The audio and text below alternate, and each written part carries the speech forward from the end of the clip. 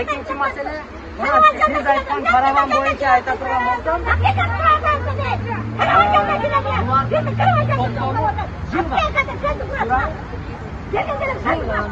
to'xtab ma'qullashuvda. Ular hozir 3 kunning ichida chiq qiladi degan bu pandemiya uchurunda уведомление bergani bu ahmoqchilik.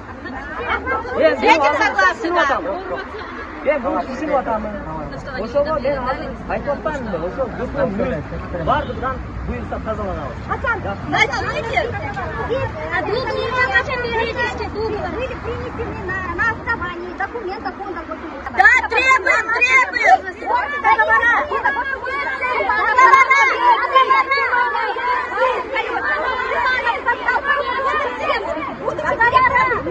Он создал коррупционную схему. Мы это говорим открыто. Мы заявляем, что он брал от 1000 до 2000 долларов за перекормление путяков. Есть люди, которые это делают. Да. Мы хотим, чтобы Степанов проводил.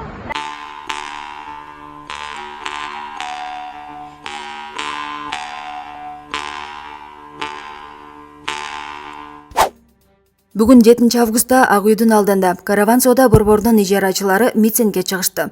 Алар өлкөдө коронавирус илдети күчөгөн мезгилдеги ижара акысын токтотууну талап кылышты. Нараачылыкка чыккандар бул убакыт бою соода жүрүшпөгөнүн билдирет. Бизден бутиктерди 10 күн ичинде бошотуп, июнь жана июль айлары үчүн ижара акыны төлөшүбүздү талап кылышууда. Биз карантин учурунда дагы бардык каражатты берип турдук дейт акцияга чыккандардын бири. Учурда наразы тарап менен мамлекеттик мүлктү башкаруу фондунун өкүлү жолугушууда. Булак элдик медиа.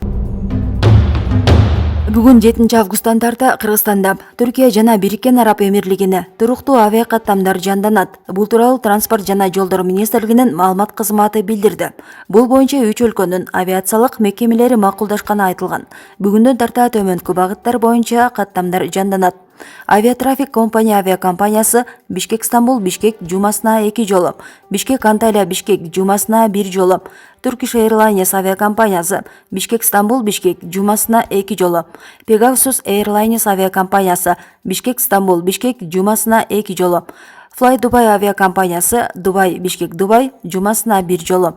Авиакаттамдардын учуу убактылары тууралуу кеңири маалыматты авиакомпаниялардын сайттарынан билүүгө болот. Жакында эле Түркия Кыргызстан менен туруктуу каттамдарды жандантууга макул экени айтылган. Маалымат булагы Спутник KG. Эстрада ырчысы Айгерим Расул кызы абакта жаткан саясатчы Садыр Жапаров турган номер 1 түзөтүү колониясына медициналык жабдууларды тапшырды. Бул тууралуу ырчы өзүнүн соц тармактагы баракчасына жазды. Элдин уулу, элдик патриот Садыр Жапаров Айшатам жаткан абакка Кыргыз Республикасынын номер 1 түзөтүү колониясына учурдагы пандемиядан алдын алуу максатында кычкылтек концентратор аппараты жана пульс оксиметрлерди жөнөттүм. Турмуштан адашкан ал жакта кимдир бирөөнүн атасы, баласы, сүйүктүү жолдошу жакыны жатат. Алар дагы биздин жарандар, кайдыгер карабай жардам берели. Баарыбыз Аллахтын колундабыз. Жиберген жабдыктар түзөтүү колониясындагы медицина кызматкерлеринин ишине бир топ жеңилдик алып келет деп ойлойм. Барыңыздарга ден соолук, деди Айгерим Расул кызы. Булак Кадам медиа. Өкмөттүн Ош облусундагы ыйгарым укуктуу өкүлү Узарбек Жылкыбаев кызматтан кетүү тууралуу арыз жазды. Бул тууралуу ишенимдүү булактар кабарлады. Маалыматты тактоо үчүн Жылкыбаев менен байланышуудан майнап чыккан жок. 46 жаштагы чиновник 2018 жылдын 18 июлунан тарта Ош облусун жетектей баштаган. Ал ага чейин өкмөттүн Ысык-Көл облусундагы ыйгарым укуктуу өкүлү болуп иштеп турган. Айрым маалыматтарга караганда Жылкыбаев 4 октябрда өтө турган парламенттик шайлоого катышуу үчүн кызматтан кетүүдө. Булак медиа центр. Эльвира Сурабалдиева шайлоого катышар-катышпасын ачыктады. Бул тууралуу депутат өзүнүн пикирин Facebook баракчасына жазып чыкты. 2 жумадай калды. Сураныч, чыдап туруңуздарчы. Ким кайсы партияга ким менен эмне себептен барганы жарыяланып ачыкка чыгат. Съездерде кандидаттардын тизмедеги катары билинип, партия ичинде бир сыйра ызы-чуу болот. Андан кийин октябрда добуш алып, албагандардын ортосундагы концерттер, болочок депутаттардын мамой клянусь деп ант берген видеолоруна күбө болосуздар. Шайлоого барайынбы, 15 партиядан сунуш түштү деп, Facebooktан пост чыгарып жоопкерчиликте бирөөгө оодаргандай адам эмесмин. Ооба, күзгү шайлоого катышамын. 5 жылда жакшы таанып билип деле калгансыздар. Өзгөрүлбөй эл өкүлү катары ишимди улантып кете беремин, деди ал. Маалымат булагы Компресс.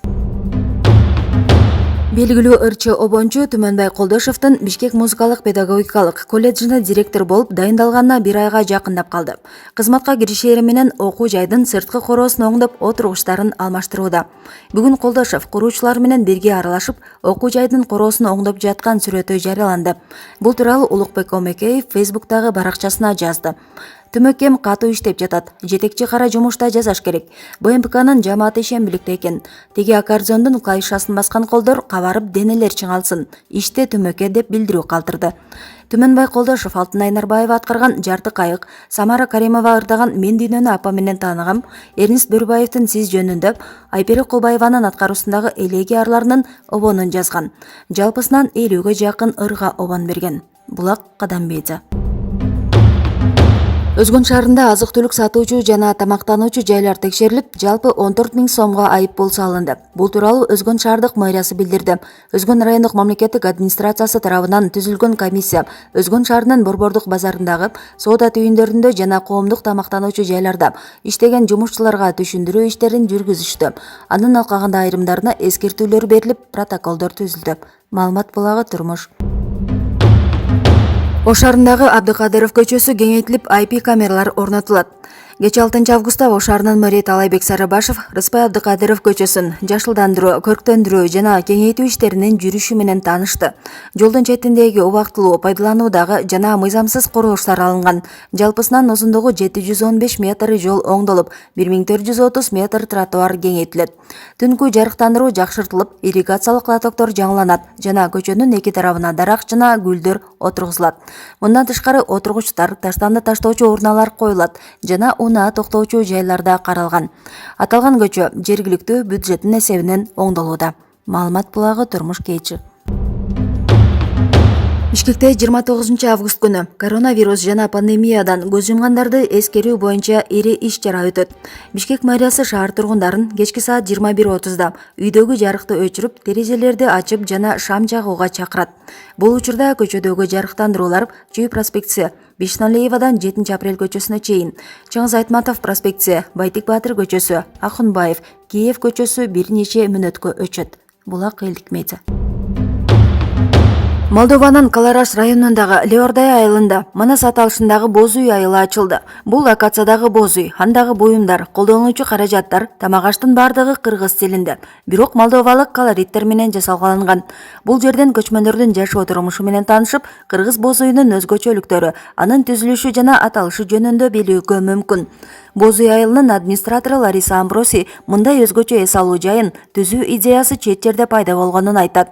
Лариса көп убакыт бою Ирландияда жашаган. Ал жактан Кыргызстандын жашоочусу менен таанышып, кийин курбусунун конокко барган. Кыргыз өлкөсүнө келген Лариса жергиликтүү колориттерге суктанып, аны биринчи кезекте боз үйлөр кызыктырган. Эки курбу былтыр идеясын ишке ашырууга жетишкен. Быйыл болсо боз үй айылы конок күтүүгө даяр. Манас айылын көрүүгө кызыккандарды күнү түнү да тосконго даяр. Болгону алдын ала жазылуусу шарт. Дем алыш күндөрдөн тышкары күн сайын эртең мененки саат 10дон кечки 6га чейин боз үйдүн аймагына чакан экскурсия уюштурулат. Анда боз үйлөр менен таанышып, көчмөндөрдүн жашоосу, айрыкча кыргыз элинин салттары жана маданияты жөнүндө айтылат. Саякат болжол менен 20 мүнөткө созулат. Маалымат булагы Элдикмейзе. Кыргызстанда суурларга аңчылык мезгили башталды. Тиешелүү буйрукка курчап турган чөйрөнү коргоо жана Токой чарбасы мамлекеттик агенттигинин директору Мирослав Аманкулов кол койду.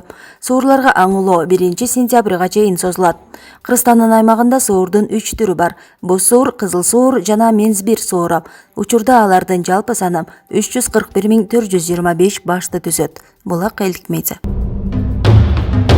Борбор калаада троллейбустардын биринин айдоочусу туура эмес айдагандыктан жол кырсыгына кабылып кала жаздады. Анда көрүнүп тургандай Юнус Алиев көчөсү менен кетип бараткан коомдук транспорттун айдоочусу Медеров жана Акунбаев көчөлөрүнүн ортосуна келгенде жеңил автоунаалардан буйтап ашып өтүп, катуу ылдамдык менен айдаган. Бишкек троллейбус башкармалыгы окуяны териштирип, кайсы каттамдын айдоочусу экенин тактаган. Номер 17 троллейбустун айдоочусу Кожоев менен жол эрежесин сактоо боюнча сүйлөшүү жүргүзүлдү. Айдоочу жол эрежеси боюнча экзамен тапшырып, айыппул төлөгүчөктү жумуштан бошотулду деп айтылат билдирмеде. Мэриянын маалымат кызматы билдиргендей, видео кечээ 6 августта болжол менен кечки саат 18дерде тартылган. Булак Спутник.